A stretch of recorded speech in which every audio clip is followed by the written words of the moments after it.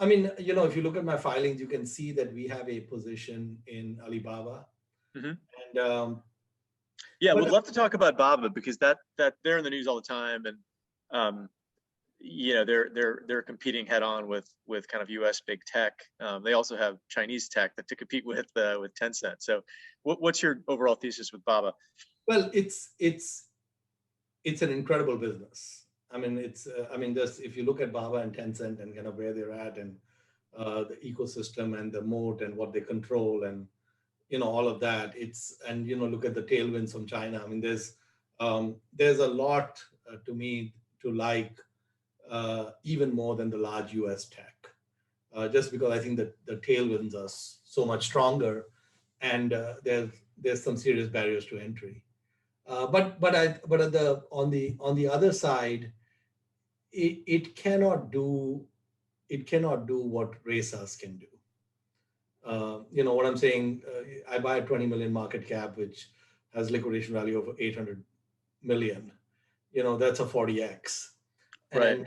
and it's a 40x with no future value creation, just the arbitrage of price and value. I think here, there is obviously going to be uh, much larger revenues and profits and such in the future with all the different things they have going on. But you're starting from a very large base, Hmm. right? So 600 billion plus market cap. It's very cheap. I think Baba is one of the cheapest plays out there.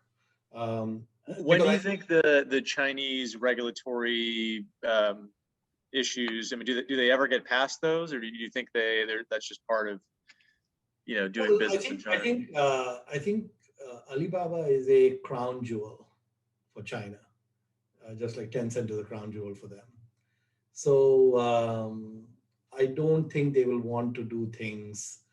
These are the plays that have the possibility of global footprints, that they can get there.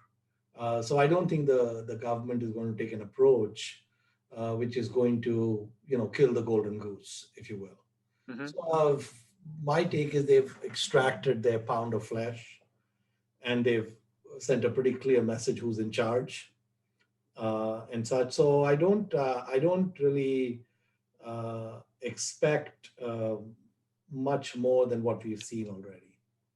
Um, Also, the what's other your the other Go thing ahead. with Alibaba is that in the in the long term, I think a lot of the value creation for them is cloud, which is non-existent from an earnings perspective today.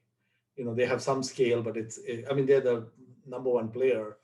But I think that when you look at Amazon's numbers, and Amazon's numbers with cloud are somewhat misleading because they dump their internal cloud expense in there. So actually, 50 billion revenue and 15 billion net income is actually understated.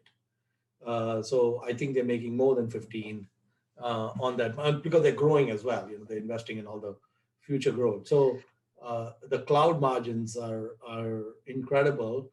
And the issue with the cloud is that very few people can play. I mean, in the US, the game is for the most part over. You've got the players, and they will. It's hard to even see them even changing the position they're in.